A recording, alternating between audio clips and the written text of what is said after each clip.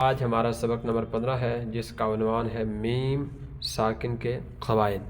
ما قبل میں ہم نے سبق نمبر 12 اور پھر سبق نمبر 14 کے اندر ہم نے نون ساکن اور تنوین کے قواعد کے حوالے سے پڑھا تھا، اور آج میم ساکن کے قواعد کے حوالے سے ہم سیکھنے کی کوشش کریں گے۔ سب سے پہلی چیز، میم ساکن کے کتنے قاعدے ہیں؟ تو اس کا جواب یہ ہے کہ میم ساکن کے 3 قاعدے ہیں۔ میم ساکن کے 3 قاعدے ہیں: اظہار شفوی، اخفاء شفوی، ادغام شفوی۔ اب اظہار، اخفاء، ادغام یہ نون ساکن کے قواعد میں بھی سیم تھا۔ آگے لفظ شفوی یہ صرف میم ساکن کے قواعد میں آتا ہے، نون ساکن کے قواعد میں یہ والا جو لفظ ہے یہ نہیں آتا۔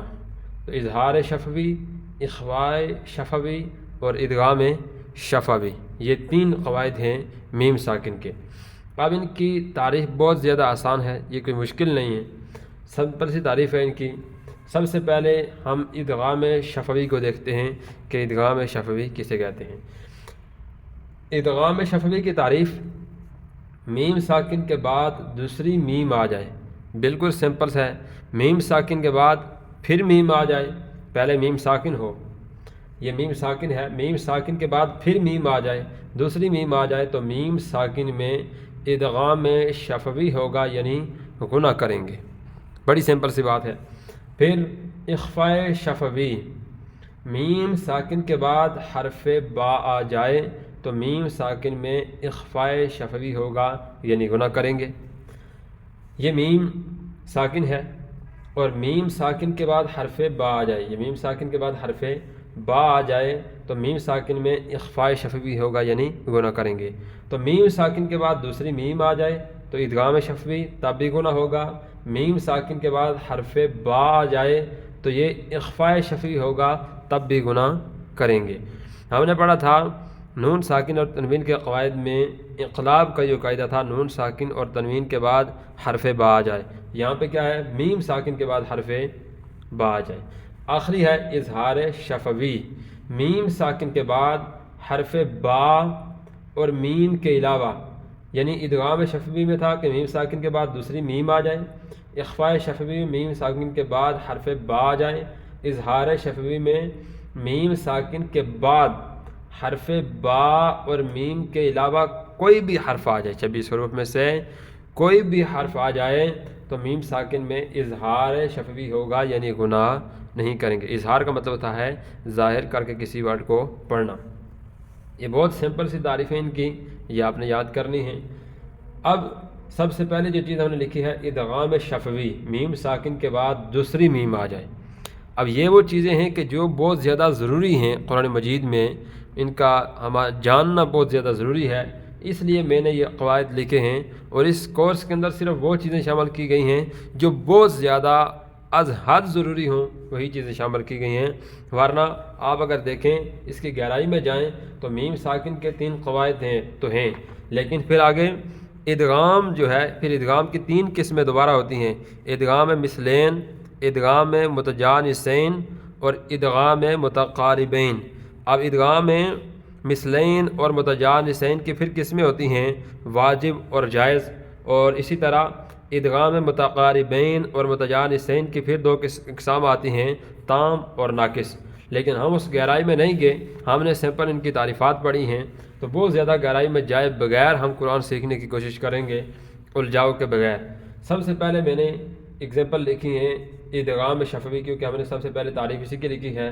تو ادغام شفوی یہاں پہ دیکھ لیجئے، میم ساکن کے بعد دوسری میم، تو میم ساکن کے بعد دوسری میم والی مثالیں پہلی لائن میں ہیں، آپ دیکھ لیجئے۔ حمزہ، اب اس میں آپ نے دیکھنا ہے کہ توڑ کیسے ہوگا، یہ بہت ضروری چیز ہوتی ہے، پھر اس کو ملا کے کیسے پڑھیں گے، تو اس کو ہجے بھی کہتے ہیں۔ حمزہ، نون زبر ان، تا میم، میم پیش تم، انتم، میم ضا پیش مض، انتم مض، لام زر لی، انتم مض لی، میم واو پیش مو، انتم مظلمون نون زبر نا انتم مظلمون.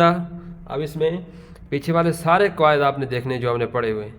اس میں یہ تو میم ساکن کے قواعد میں سے ادغام شفوی کا قاعدہ آ گیا. پھر اس کے بعد آپ پہلے نمبر پہ دیکھیں تو انتم یہ نون ساکن ہے. نون ساکن کے بعد تا حروف اخفا میں سے ہے تو یہاں پر اخفا کا قاعدہ نون ساکن اور تنوین میں سے وہ ہے. اسی طرح آگے میم واو پیش مو واو ساکن سے پہلے پیش ہے تو یہاں پر حروف مدہ میں سے واو مدہ ہے. تو یہ ساری چیزیں آپ نے دیکھنی ہیں. پھر یہ ضوا ہے تو یہ ضوا حروف مستعلیہ میں سے ہے.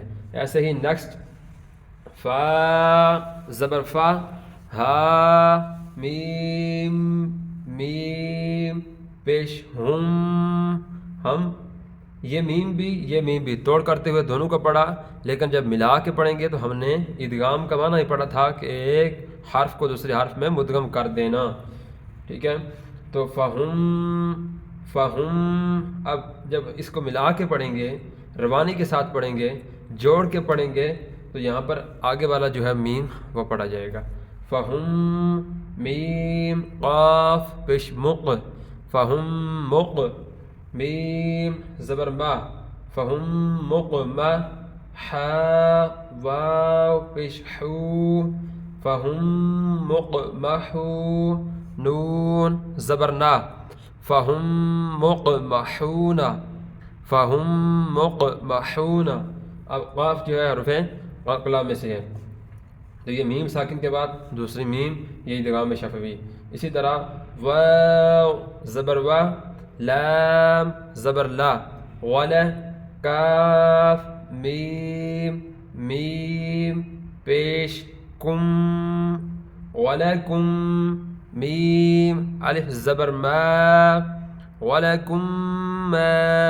اب میم ساکن کے بعد دوسری میم غلکم ما کسبتم یہ آسان ہے.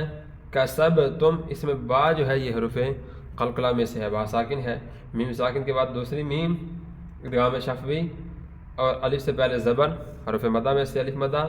کسبتم میں با حروف قلقلہ میں سے. ایسے ہی واو زبر وا ہا میم میم پیش ہم وہم میم عین پیش مع وہم مع را زر ری وہم معری ضاد واو پیش ضو وہم معرضو نون زبر نا وہم معرضون وہم معرضون. یہاں پہ بھی میم ساکن ہے اور بھی اس کے بعد دوسری میم ہے تو یہ ادغام شفوی میں سے. اسی طرح واو ساکن اس سے پہلے پیش ہے یہ حروف مدہ میں سے ہے. یہ چیزیں بھی آپ نے دیکھنی ہیں. آخری جو دو ہیں ان کا توڑ آپ نے خود کرنا ہے. لہم من نل اس میں دو حرف مشدد ہیں.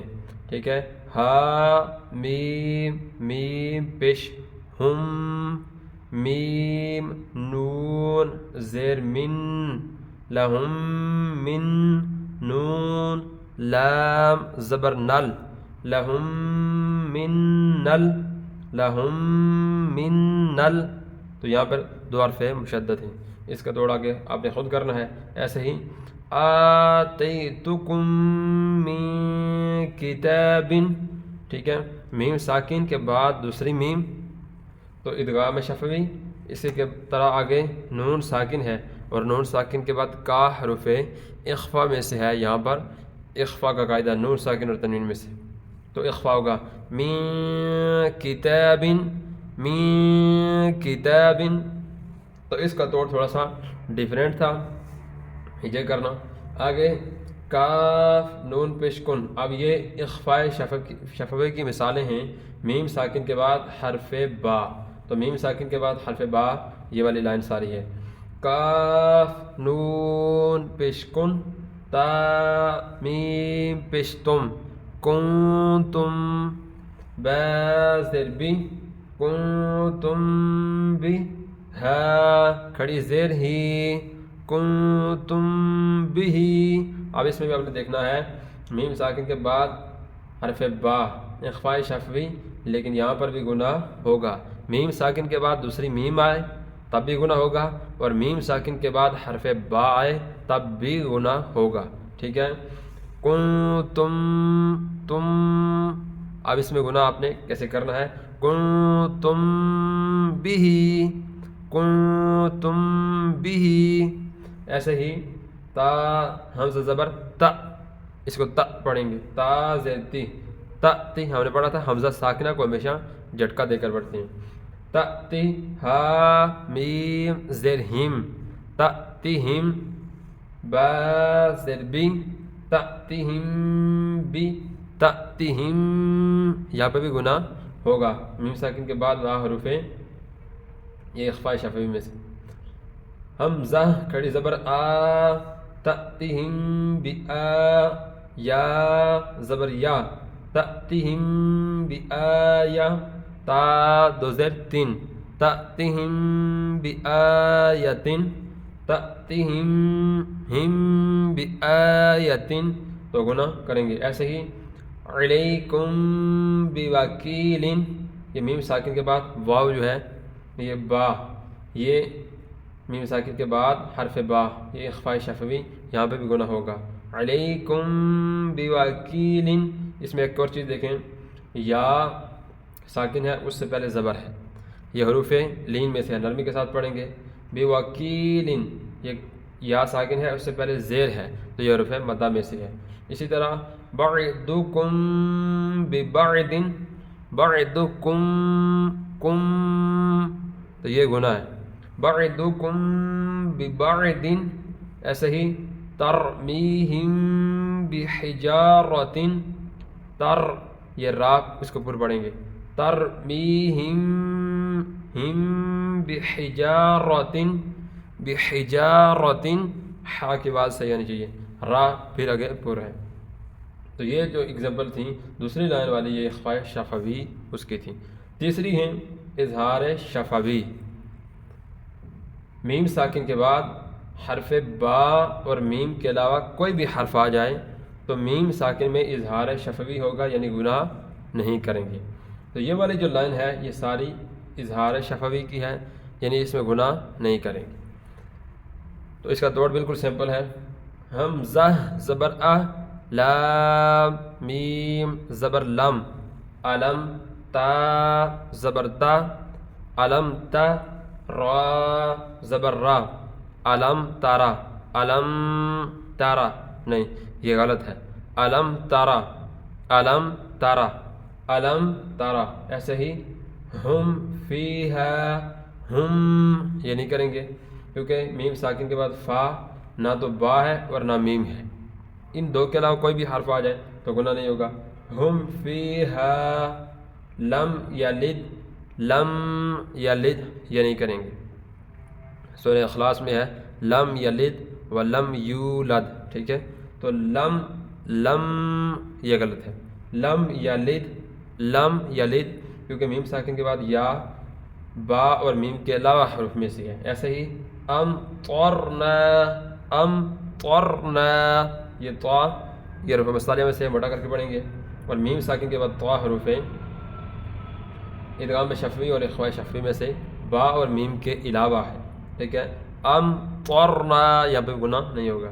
ایسے ہی ام صبرنا, ام صبرنا, تو میم ساکن کے بعد صاد با اور میم کے علاوہ ہے.